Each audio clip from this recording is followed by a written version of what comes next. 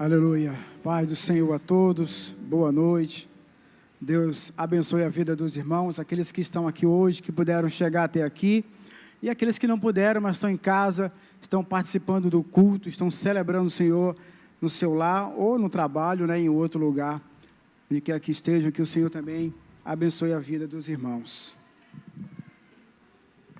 Lembrando que os nossos pastores, o pastor Jave e a pastora Alana, estão em Barreirinhas. Essa semana estarão de volta. Estejam orando por eles, orando pela vida deles. E essa é a razão de não estarem aqui hoje, mas quinta-feira estarão de volta. E nós vamos estar abrindo um novo assunto dentro do tema do ano, que é sobre o fruto do Espírito Santo. E esse mês de abril, vamos usar gomo, pastor Lorival usou semana passada aqui. O próximo gomo desse fruto é a paz. Então vamos estar ministrando durante o mês de abril sobre paz, e aqueles que estão vindo toda quinta-feira estão sendo alimentados, estão acompanhando. Você que ainda não pôde vir, esteja se esforçando, fazendo esforço para estar aqui nas quintas-feiras. Tem sido muito bom ouvir homens e mulheres de Deus pregando aqui, ensinando a palavra, falando a respeito desses temas, desses assuntos tão importantes na vida da gente. E esse é um assunto tão importante, paz. Como é pertinente esse assunto em nossos dias, como é importante, como é precioso essa paz, Há uma falta de paz a nível mundial. Mesmo o nosso país não passando por guerras, mas nós também temos as nossas guerras. Então, faça um esforço para estar aqui e ser alimentado pela palavra do nosso Deus. Amém? Amados, hoje a nossa fala tem como tema a verdadeira riqueza. Os irmãos devem ter visto aí nos nossos cards ao longo dessa semana. E eu quero fazer uma pergunta para os irmãos, uma pergunta simples, muito tranquila. Quantos querem ficar rico? Ninguém? Ou você está com vergonha de levantar a mão, porque quando se fala em dinheiro sempre há esse constrangimento, Mas aí dentro você está, eu quero, Ou você está com vergonha de dizer que quer ficar rico, ou você já é rico. Um dos dois. Como a pastora Verbena, que não levantou a mão, é porque ela já é rica. Então ela não quer ficar rica. Mas você que quer ficar rico, hoje eu vou mostrar para você como ficar rico. E você que já é rico, eu vou lhe mostrar como permanecer rico, porque é a diferença, Ficar rico é uma coisa, mas permanecer rico é outra história. Então hoje você vai sair daqui rico, ou você vai sair daqui feliz, porque você vai continuar rico. Amém? Mas a verdadeira pergunta que eu quero fazer aqui essa noite é a seguinte: você é rico de quê? Qual é a sua riqueza? Essa ministração, essa palavra de hoje, é inspirada na vida de um missionário, ou um evangelista, na verdade, escocês, B. Norte. Ele foi um evangelista na época que aconteceu um grande avivamento na Escócia, em 1859.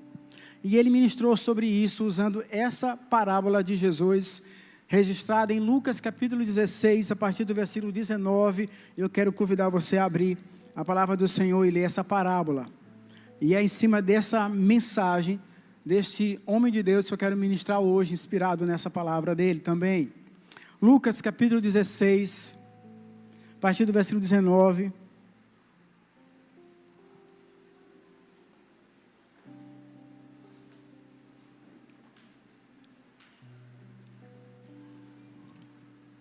Ora, havia um homem rico, e vestia-se de púrpura e de linho finíssimo, e vivia todos os dias regalada e esplendidamente.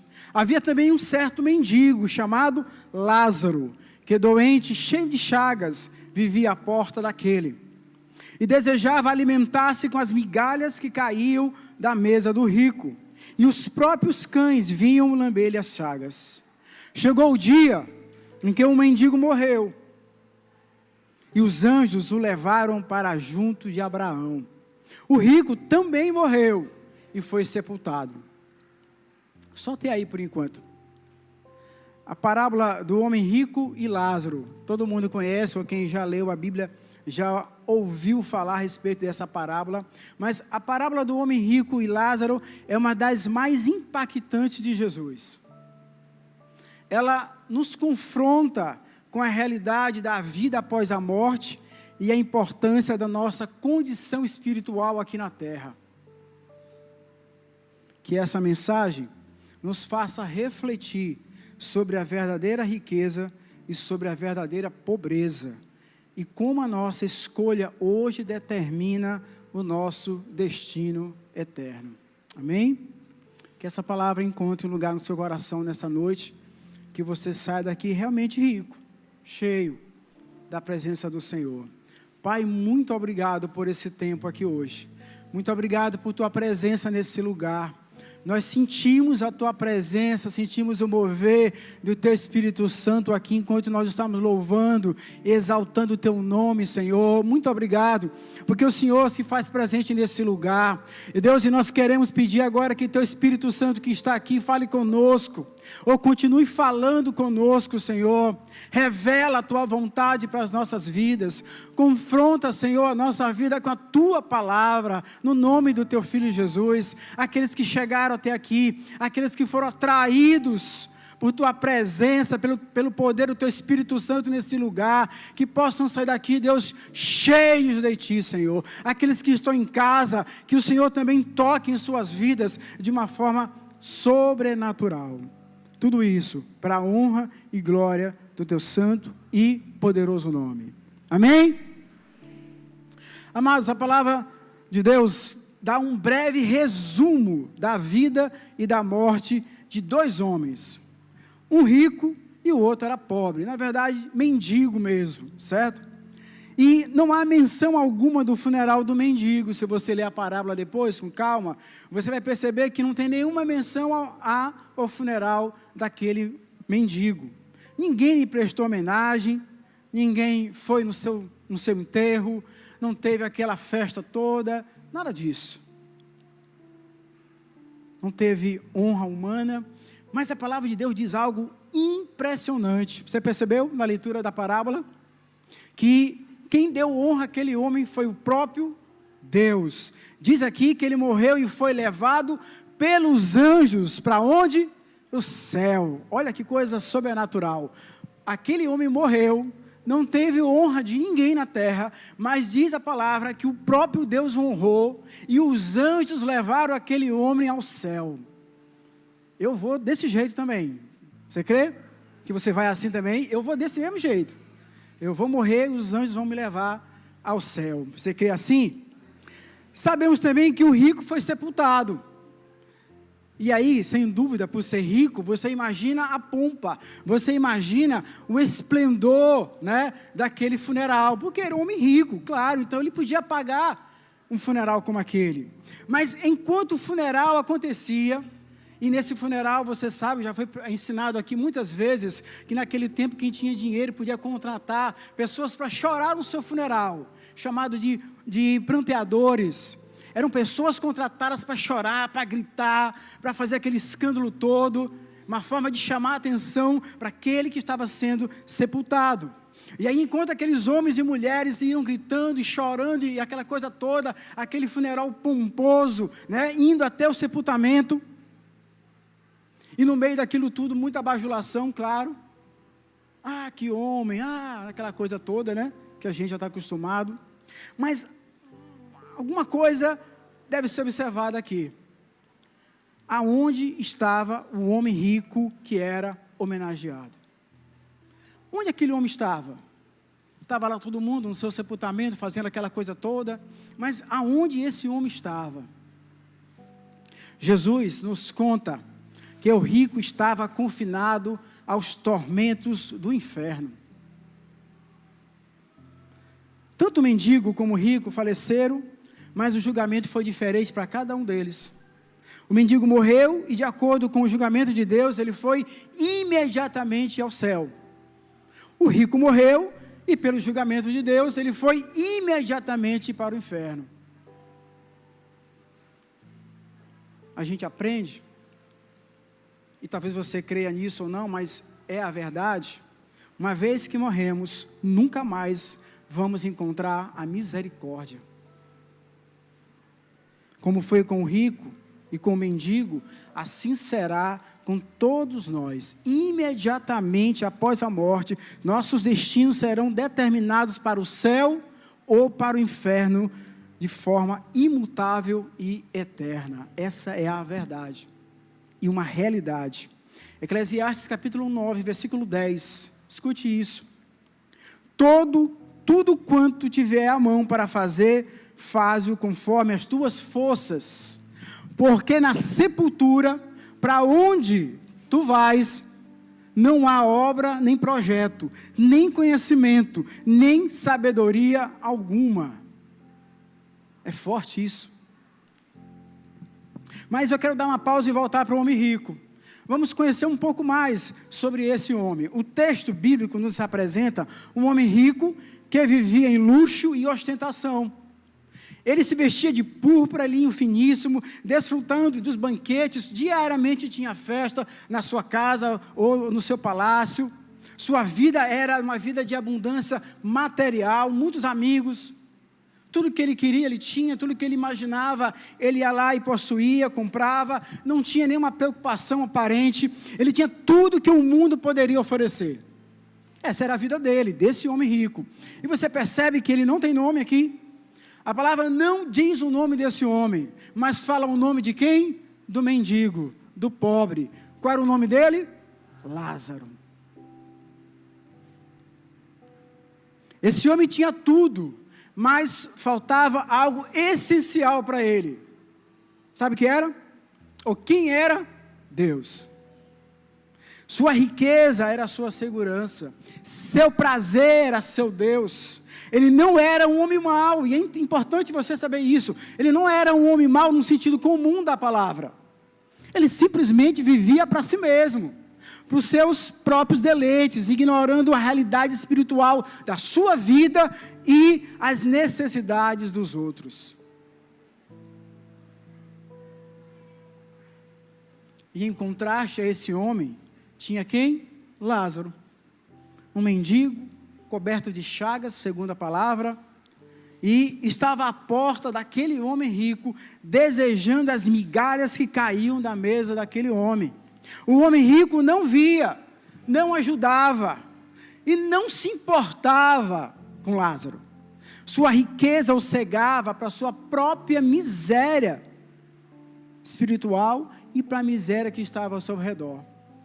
Esse era o homem rico, essa era a vida desse homem.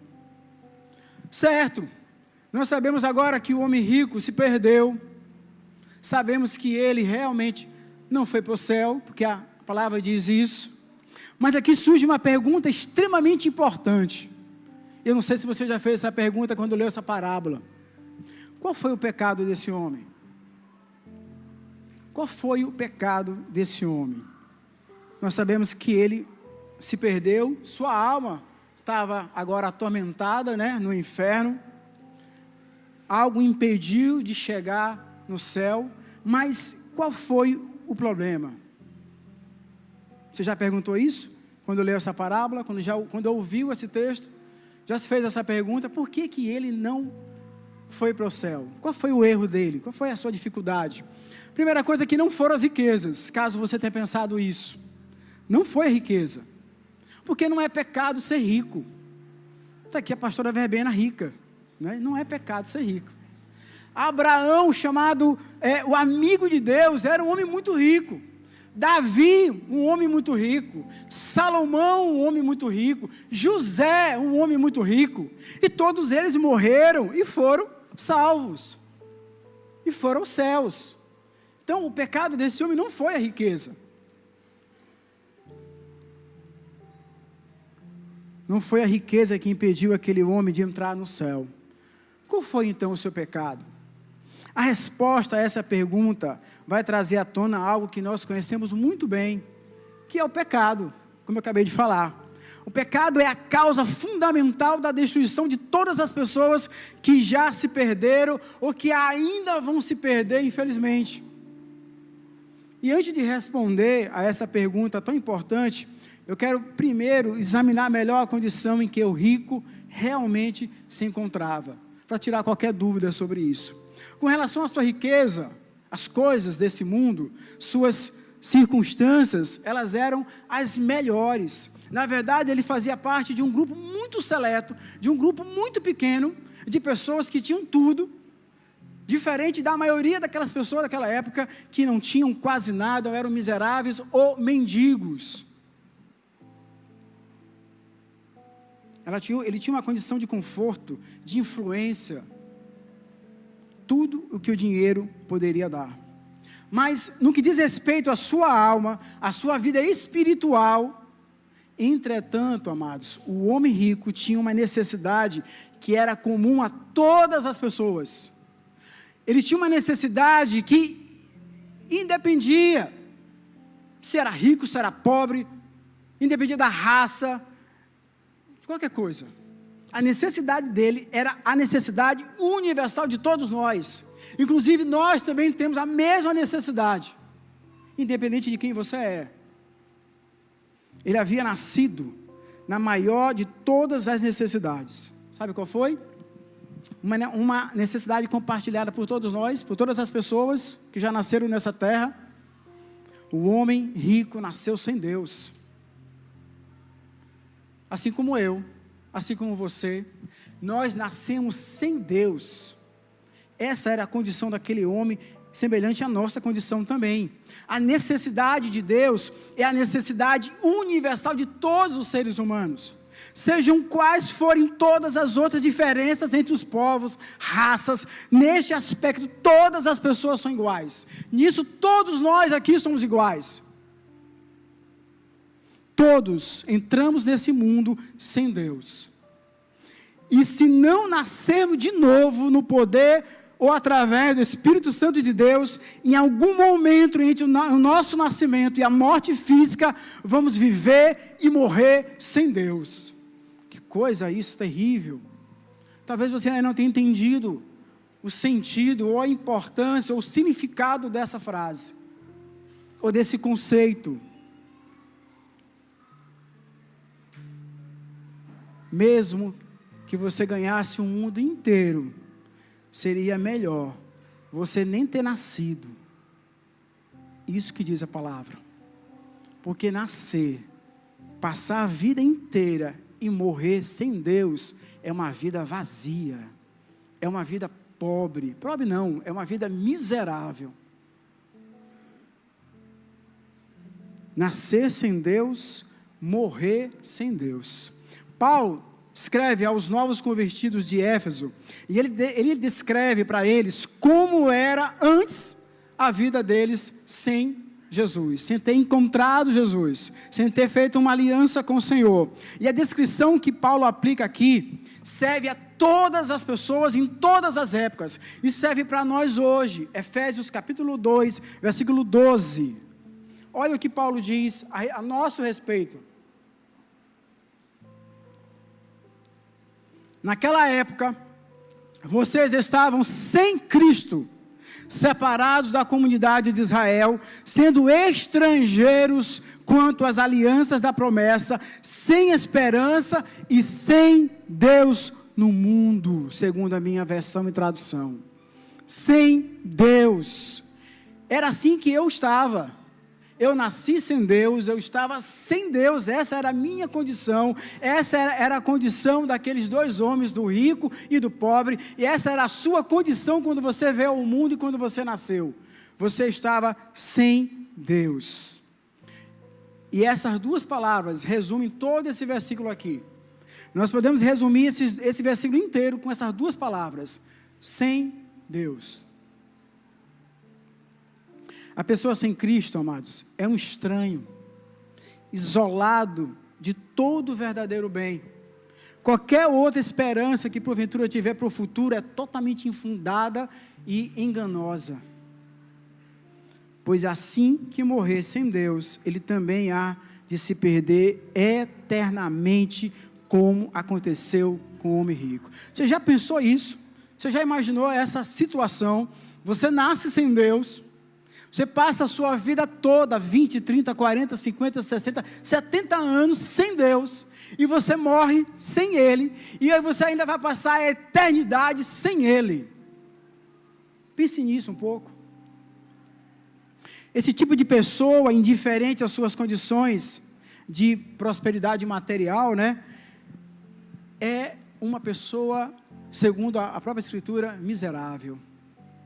Porque quem não tem Deus é pobre. Quando Deus colocou Adão no jardim do Éden, Deus deu uma ordem para ele. Você sabe qual foi, né?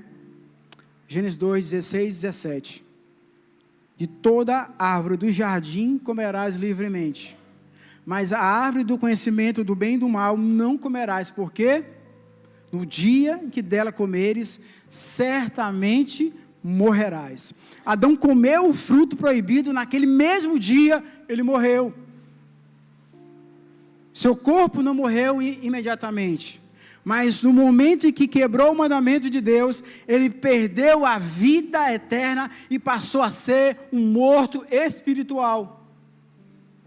A partir do instante em que pecou, Adão ficou sem Deus. O pecado que Adão cometeu o tirou daquela comunhão, quebrou aquele relacionamento e trouxe ao mundo a morte. E naquele dia, Adão e Eva morreram espiritualmente. Essa é a morte que Adão e Eva sofreram no jardim do Éden, amados. E é essa mesma morte que passou a todos os homens descendentes de Adão. Todos nascem no mundo sem Deus.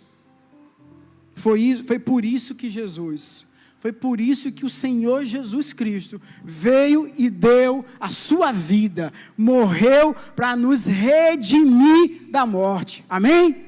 Foi por isso que Ele veio, porque a morte tinha sido instalada na vida do ser humano, na nossa vida, e Jesus veio para redimir da morte.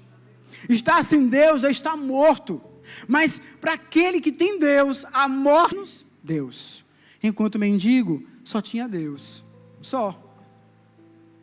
O mendigo só tinha Deus, ou seja, cada qual estava contente com a sua porção. Será que agora dá para você entender qual era o pecado do homem rico? Com essa dica, você consegue compreender agora qual era o pecado daquele homem, ou qual foi o pecado dele? O pecado do homem rico era contentamento sem Deus, sabia?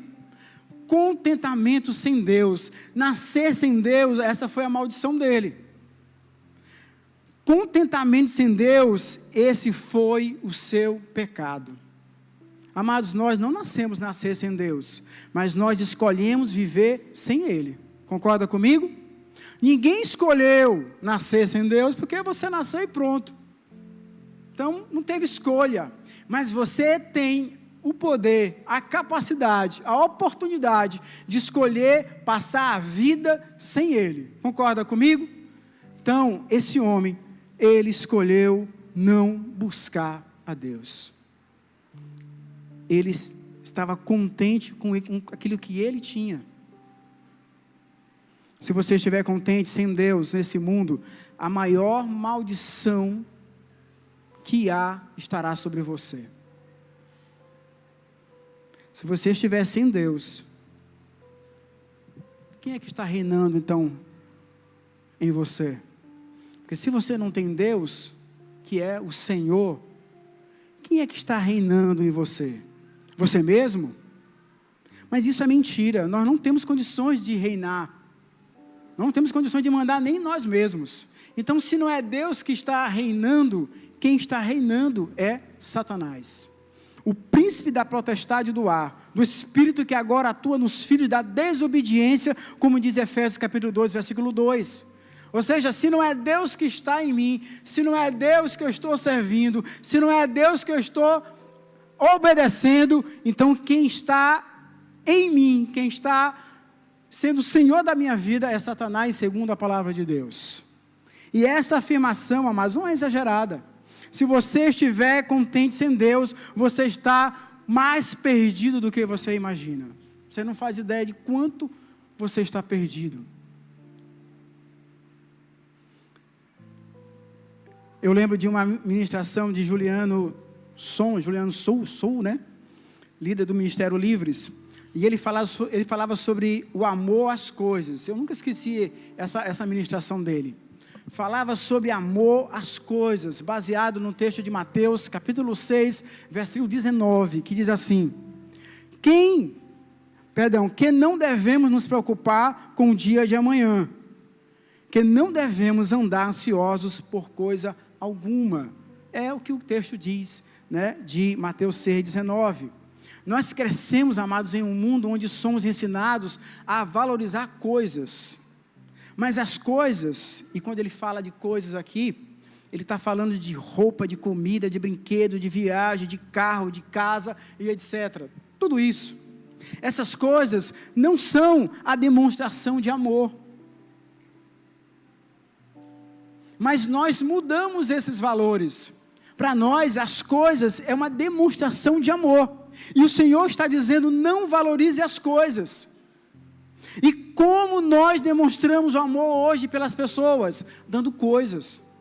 Se eu chegar aqui e der para a pastora Verbena um smartphone, e der para a Bruno uma caixa de bombom, pastor Bruno vai achar e vai dizer que eu não gosto tanto dele quanto gosto da pastora Verbena, pelo valor do objeto que eu dei.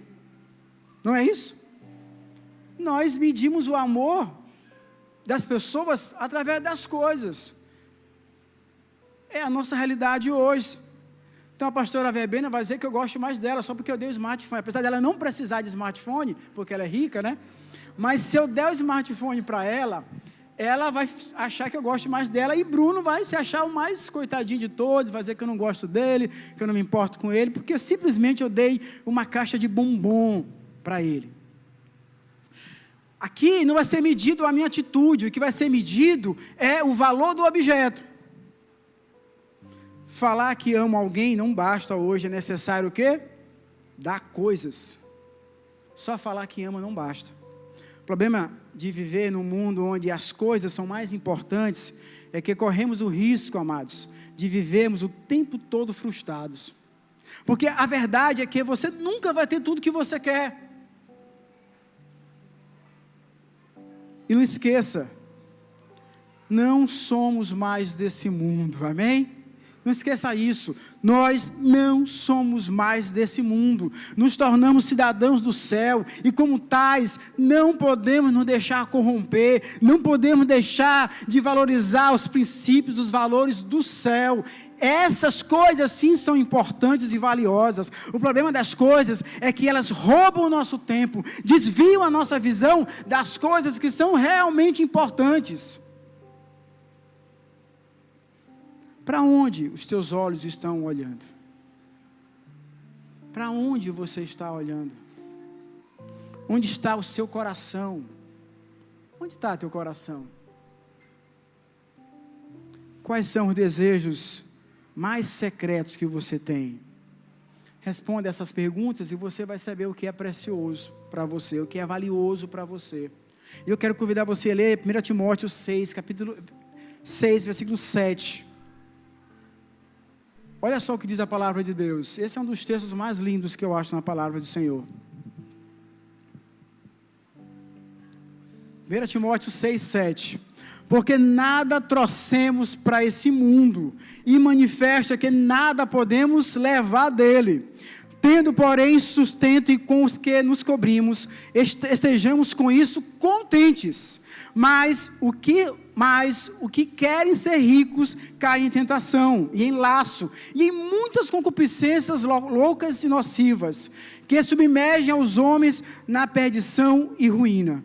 Porque o amor ao dinheiro é a raiz de toda espécie de males, e nessa cobiça alguns se desviaram da fé, e se transpassaram a si mesmos com muitas dores. Mas tu, ó homem de Deus, foge dessas coisas e segue a justiça, a piedade, a fé, o amor, a paciência e a mansidão. Amém?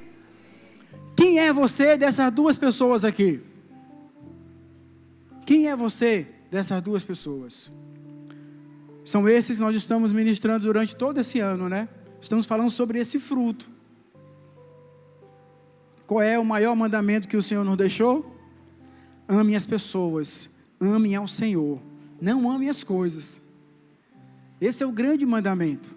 Amem as pessoas, amem ao Senhor, mas não ame as coisas. E Juliano cita uma frase muito interessante, diz assim: Deus nos deu as pessoas para amar, e as coisas para serem usadas, mas hoje, nós usamos as pessoas porque amamos as coisas.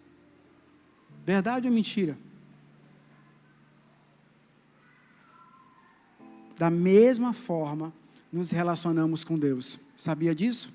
Da mesma forma que nos relacionamos com as pessoas hoje, nós nos relacionamos com Deus, porque nós oramos a Deus pedindo o quê? Coisas. A maior parte do nosso tempo de oração é pedindo coisas. É a mesma relação que nós temos com as pessoas, nós temos com Deus. Estamos preocupados com as coisas. Foi assim que o rico ficou pobre. Foi dessa forma que o rico ficou pobre. E como é que o pobre ficou rico? Vamos lá? Quero perguntar, eu quero fazer na verdade essa pergunta com muito amor para você agora, porque essa pergunta eu fiz para mim durante a semana que eu estava preparando essa mensagem. Então receba com muito carinho essa pergunta, com muito amor. Você realmente acredita que aos olhos de Deus você é um cristão?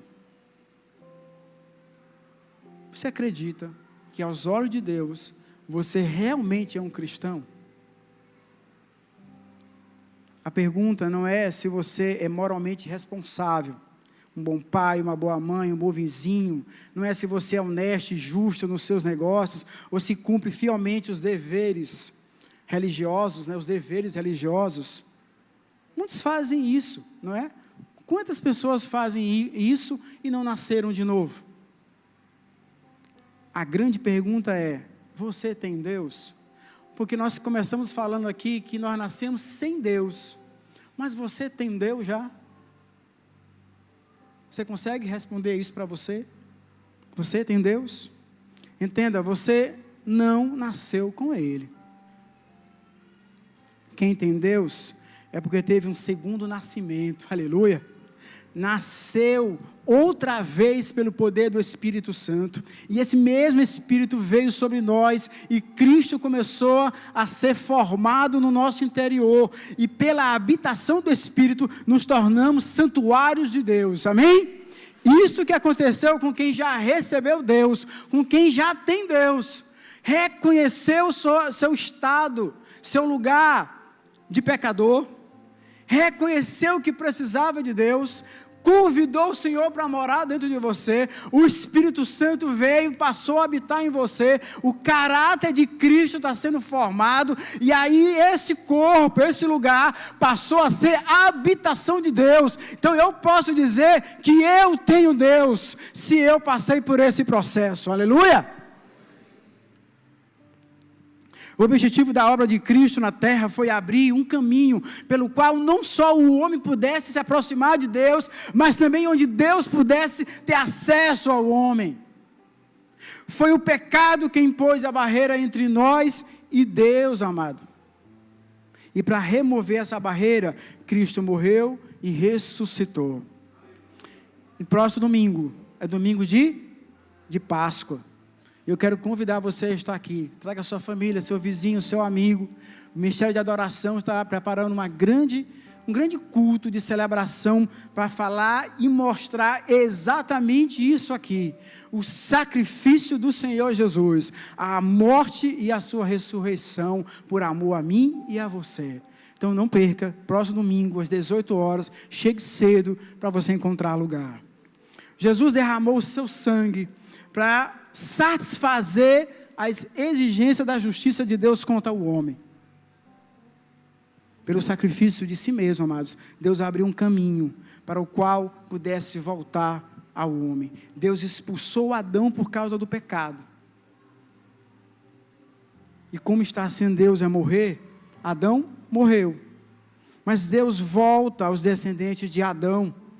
Ou seja, Deus volta ao homem, quando este crê em Jesus, seu Filho, e passa a crer no Senhor Jesus e tê-lo como Senhor e Salvador da sua vida, e aí você passa a ter vida novamente. Antes disso, você estava morto espiritualmente. É como aquele filme, né? Ou aquela série de zumbi. Todo mundo andando, todo mundo indo para todo lugar, fazendo as coisas, mas na verdade estão mortos. Essas verdades são absolutamente necessárias à salvação, e eu quero que você saiba disso. É preciso ouvir, é preciso conhecer, e é preciso receber essas informações, para você poder entender que você precisa ser salvo. Mas infelizmente, multidões desconhecem totalmente essas verdades. Por quê? Porque multidões estão contentes sem Deus. Sabia disso? Muitas pessoas precisam saber disso, mas essas pessoas, elas estão contentes sem Deus, e é o papel da igreja anunciar essas verdades, e é o papel do Espírito Santo convencer o homem dos seus pecados. É o nosso papel enquanto igreja pregar essa verdade, para que essas pessoas que acham que estão contentes, que estão felizes, saberem que não é a verdadeira felicidade e que não é a verdadeira riqueza, que são miseráveis como eu e como você éramos antes de ter o Senhor em nossas vidas. No final das contas, quem era mais rico? O homem que tinha tudo menos Deus, ou o que só tinha Deus? Durante sua vida na terra, teria parecido uma tolice, né? Para aquele homem rico, olhar para o mendigo e falar: não, esse aí é muito feliz, não, esse aí é muito rico. Seria loucura da cabeça daquele homem olhar para aquele mendigo e falar isso. Mas hoje, depois da sua morte, estando onde ele está, você acha que ele falaria a mesma coisa? O que você acha que ele falaria se ele pudesse voltar? E eu quero convidar você a saber isso. Versículo 24, vamos terminar essa parábola? Olha só o que ele diz. Antes ele não falaria isso, com certeza. Mas agora, sabendo o que sabe, estando onde está, ele diz outra coisa. Versículo 24. E clamando disse: Pai Abraão, tem misericórdia de mim, e manda Lázaro que molhe na água a ponta do seu dedo e me refresque a língua, porque estou atormentado nessa chama. Disse, porém, Abraão: Filho, lembra-te de que recebestes os teus bens em tua vida, e Lázaro somente males, e agora este é consolado e tu atormentado. E além disso, está posto um grande abismo entre nós e vós, de sorte que os que quiserem passar daqui para vós não poderiam, nem tampouco os de lá passar para cá. E disse ele: Rogo-te, pois, ó Pai, que o mandes à casa do meu pai, pois tenho 5 irmãos, para que lhes dê testemunho, a fim de que não venham também para esse lugar de tormento. Disse-lhe Abraão: Tem Moisés e os profetas, ouçam-nos. E disse ele: Não, pai Abraão, mas se algum dentre os mortos for ter com eles, se arrependerão. Porém Abraão lhe disse: Se não ouvem a Moisés e os profetas, tampouco acreditarão, ainda que algum dos mortos ressuscite. Olha agora, fala daquele homem. Ele agora viu a verdade, viu que ele era o miserável, que ele era o pobre, estava agora no tormento, naquele lugar terrível, mas ele lembra dos seus irmãos que ainda estavam vivos, cegos, pobres, miseráveis também, igual a ele, e ele quer, já que ele não pode, pelo menos ter uma gota de água na sua boca, ele quer que Abraão mande Lázaro ou alguém, um anjo, sei lá, qualquer um, lá falar para os seus irmãos: pregue para eles, por favor, eu não quero que eles venham para cá, salva meus irmãos, salva minha família. Olha a angústia daquele homem, querendo que a sua família não venha para aquele lugar. Mas não teve mais jeito. Uma vez lá, não tem saída, não tem escapatória, não tem solução, não tem misericórdia. E aqueles que estavam lá tinham as mesmas pessoas que ele tinha. Tinha a lei, tinha os profetas, tinha os discípulos, tinha a igreja, estavam todos lá. Mas assim como ele, os seus irmãos também estavam contentes sem Deus, felizes com as coisas do mundo, felizes com as coisas materiais, tão pobres quanto ele. E isso chama a nossa atenção enquanto igreja, para você sair daqui e pregar esse evangelho àquelas pessoas que estão lá fora, seus parentes, seus amigos, para que elas não passem a eternidade nesse lugar. Essa é uma fala muito dura, eu concordo com os irmãos. Pregar sobre isso é muito duro, é muito difícil, né? Mas é a verdade, é a realidade do evangelho. Se eu não tenho Deus, o meu destino é esse mesmo lugar que o homem rico está. Se eu tenho Deus, o meu destino é o lugar onde Lázaro está, e eu vou encontrar com ele lá. Amém? Eu quero concluir, enquanto o Ministério do Louvor sobe. O significado dessas palavras, amados, sem Deus, é muito mais profundo do que um coração humano tem condições de sondar. Se você pensar, você parar e refletir sobre isso, você vai perceber quanto isso é sério.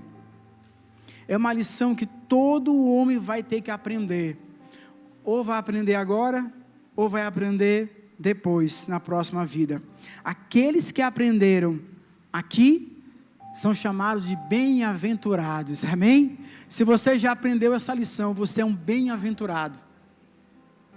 Ninguém precisa ficar um instante sem Deus nessa terra, amados, ninguém. Convite vem após convite. De repente você veio para cá mais uma vez, ou está aqui a primeira vez, mas quantos convites o Senhor já fez para você ao longo da sua vida? Através de uma música, através de alguém, através de um culto como esse, quantas e quantas oportunidades o Senhor já fez a você, e você continua dizendo não, satisfeito com a vida que você tem sem Deus.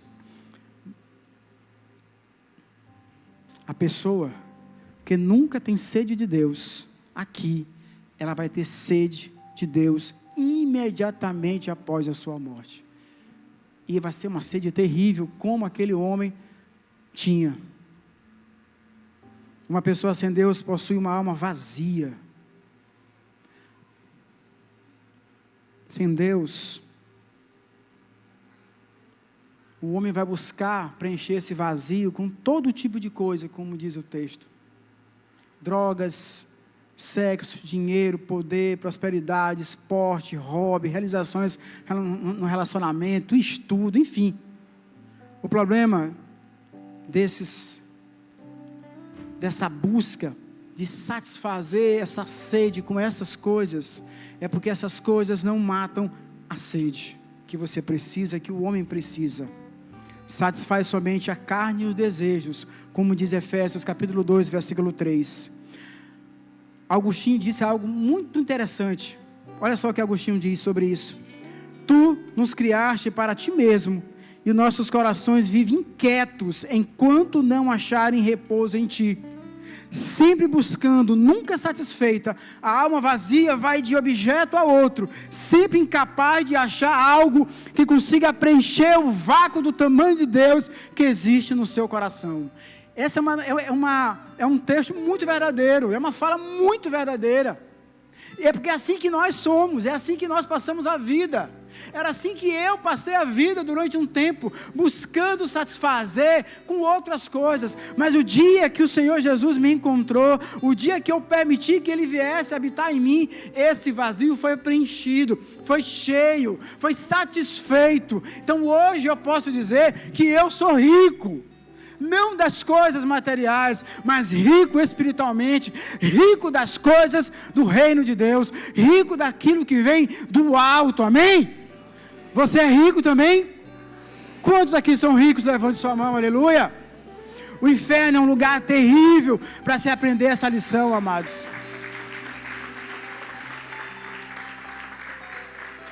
O inferno é um lugar terrível para se aprender essa lição pela primeira vez. O inferno é descrito na Bíblia como uma cova que não há água.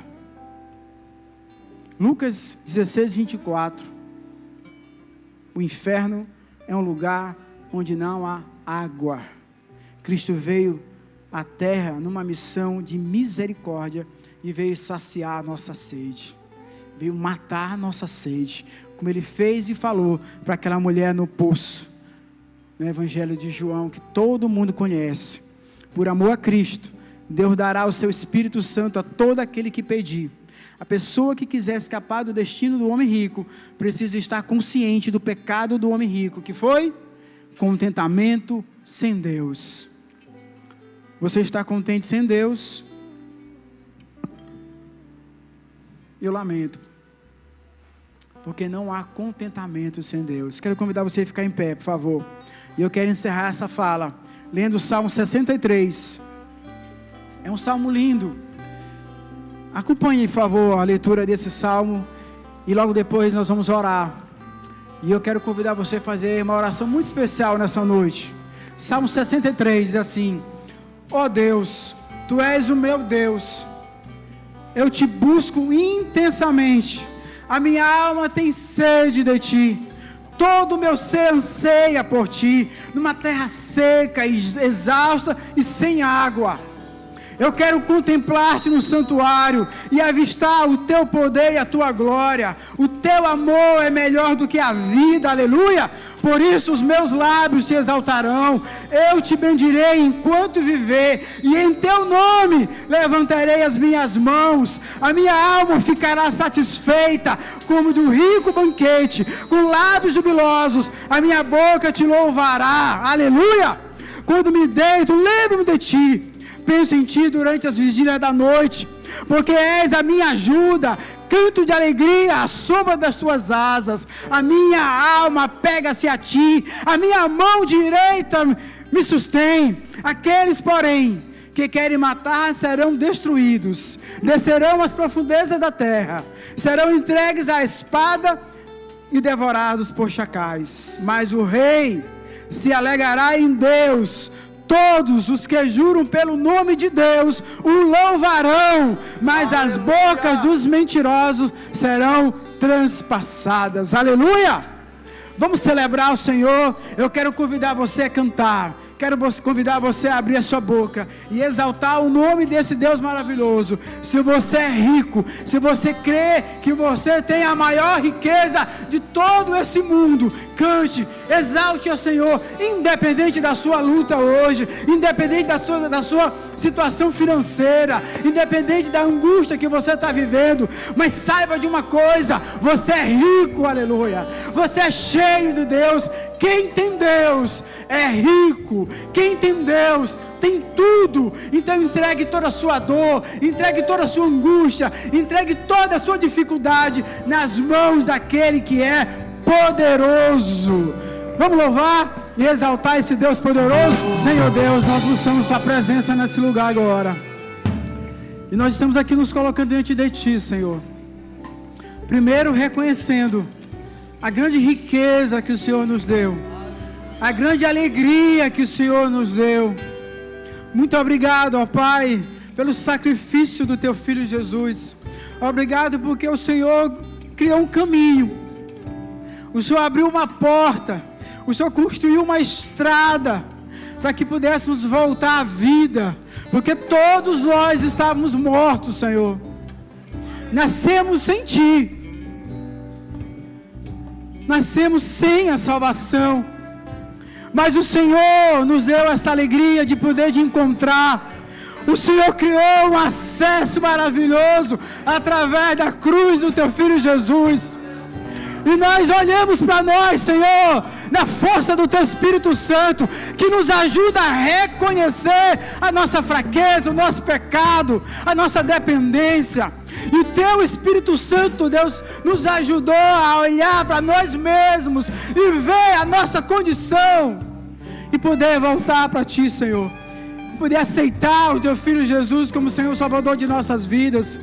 Nós estamos aqui exaltando o Teu nome, agradecendo por isso. Louvado, louvado, louvado seja o Teu nome, Senhor. Muito obrigado pela salvação, obrigado pela vida eterna, obrigado pelo lugar que o Senhor está preparando para nós. Obrigado, Senhor, por tudo que o Senhor tem feito por nós e que ainda vai fazer, porque as bênçãos não cessam, Senhor. Mas, Pai, nós queremos orar agora pelas pessoas que vieram para cá, que o Senhor trouxe, as pessoas que ouviram essa palavra e se identificaram, Senhor, como aquele homem rico. Apesar de ter tanta coisa, sabedoria, inteligência, roupas boas ou não, mas que perceberam que elas não têm a maior riqueza de todas, que é o Senhor. Então nós estamos orando agora por essas pessoas que ainda não tomaram a decisão ao Teu lado, que ainda não reconheceram o Teu Filho Jesus como Senhor e Salvador. Nós queremos orar por essas pessoas e pedir que Teu Espírito Santo que está aqui, aquelas pessoas que estão em casa ouvindo essa palavra, toque agora nessas vidas, no poder do Teu Espírito Santo, dê força para que elas possam dizer não para o mundo, dizer não para esses prazeres, dizer não para essas coisas que escravizam, Senhor. Abençoa agora essas pessoas. E eu quero estender o convite para você que está aqui essa noite. Se você ainda não aceitou Jesus como Senhor e Salvador, basta você levantar a sua mão. Levantar a sua mão é um gesto, dizer eu reconheço que eu quero aceitar Jesus. Você que levantou a mão, pode vir até a frente, nós vamos orar por você. Eu quero convidar o irmão Adriano a vir com esse jovem. O irmão Adriano vai estar com ele aqui na frente. Tem mais alguém que quer aceitar Jesus como Senhor e Salvador da sua vida? Você quer sair daqui rico? Essa é a chance. Essa é a oportunidade de você sair daqui rico, como a pastora Verbena, como o pastor Bacelli, como o meu irmão Bruno. Todos aqui somos ricos em Jesus. Aleluia. Aleluia. Salmo de número 24, versículo de número 7. Está escrito assim: levantai, ó porta, as vossas cabeças. Levantai, ó portais eternos, para que entre o Rei da Glória. Continuando no versículo 8, está escrito: quem é esse o Rei da Glória? É o Senhor, guerreiro e poderoso nas batalhas. Quantos tomam posse desse Deus, desse guerreiro, desse Senhor, entrando na sua vida, entrando no seu lar, abençoando a sua semana, sendo sobre a tua vida hoje, e você repetindo que Ele é santo, e que Ele é santo. Mas o salmista escreveu essa passagem, com certeza ele quis dizer que não existe porta fechada que o poder desse Deus não possa abri-la, que não existe situação difícil que esse Deus não possa entrar, resolver, fazer, que não existe situação prostrada de dor que Ele não possa tocar, avivar, fortalecer, abençoar. Quantos tomam posse dessa bênção, digam glória a Deus. Vamos orar terminando esse culto, apenas nesse local, apenas nesse momento, porque esse culto ele permanece presente no teu lar, no teu carro, no teu trabalho, na tua vida, nos teus afazeres. Eu te convido a confirmar o tempo inteiro que Ele é santo na tua vida e que Ele é esse guerreiro. Pai, muito obrigado por nos trazer aqui essa noite à tua casa. Pai, muito obrigado por abençoar o teu povo com essa palavra tão gloriosa, ó Deus, confirmando que somos ricos em Ti, Senhor, que somos ricos porque temos a Tua presença, temos o Teu amor, somos ricos porque recebemos o Teu sacrifício na cruz, que nos deu uma herança eterna de glória, Pai. Ó Deus, no nome de Jesus, abençoa o Teu povo. Muito obrigado, ó Deus, pela farta colheita nessa noite. Mais uma vida que se rendeu diante da Tua presença, reconhecendo que precisa de Ti, Senhor. E nós também queremos declarar: precisamos de Ti, ó Pai. Por isso, Rendemos graças ao teu nome. Coloque a mão sobre o seu coração. E que o amor de Deus, a graça do Espírito Santo, a consolação que vem do Senhor, seja sobre a tua vida, o teu lar, a tua família, os teus filhos, no nome santo e poderoso de Jesus. E você que confirma essa oração, confirma dizendo: vá em paz para o seu lar, na bênção de Deus, confirmando que Ele é santo.